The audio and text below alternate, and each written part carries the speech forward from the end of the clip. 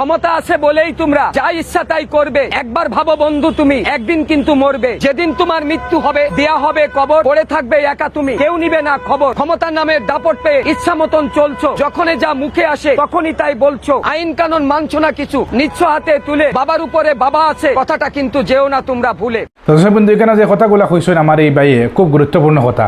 আমরা অনেক মানুষ আছি শক্তির বাহাদুরি দেখাই, আরে ভাই শক্তি আর কিতা আছে, কয়দিন থাকবো আমরা শরীরের শক্তি। আমরা বহুত মানুষ আছি সম্পদের বড়াই দেখাই, আমরা যে সম্পদশালী আমরা মানুষ, শক্তিশালী আমরা আর সম্পদশালী। বহুত মানুষ আছি আমরা ইজ্জতর বড়াই দেখাই, বাহাদুরির বড়াই দেখাই, আমরা ফদর বড়াই দেখাই যে আমিও ফদ আছি, আমার সব পাওয়ার আমার কাছে, বুঝছেন না?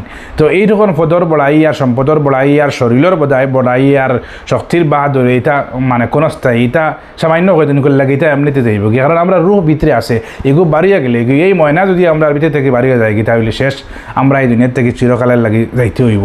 চিরকাল জিন্দগির মধ্যে, অস্থায়ী জিন্দগির থেকে চিরকালের জিন্দগিতে আমরা ট্রান্সফার লইতে লাগবো। এর লাগিয়া আমরা এই দুনিয়ার মধ্যে আমরা এটার বড়াই না দেখি, আমরা মানে দিনে ইসলাম মানিয়া দিনে ইসলামের গণ্ডির ভিতরে হয়ে আমরা জীবনযাপন করতাম, ওটাও আমার আসল হওয়ার মকসদ আর কি। তো আল্লাহ তাআলা আমরা দিনে ইসলামের তরিকা মতে জীবনযাপন করার তৌফিক দান করতে, ওটাও আজকের চাওয়া। তো আপনারা ভালো তখন সুস্থ থাকুন। ভিডিওটা গুরুত্বপূর্ণ মনে হইলে অবশ্যই শেয়ার করে সবাই শোনার সুযোগ করে দিবেন। ভালো তখন সুস্থ থাকুন। আসসালামু আলাইকুম ওয়া রাহমাতুল্লাহি ওয়া বারাকাতুহু।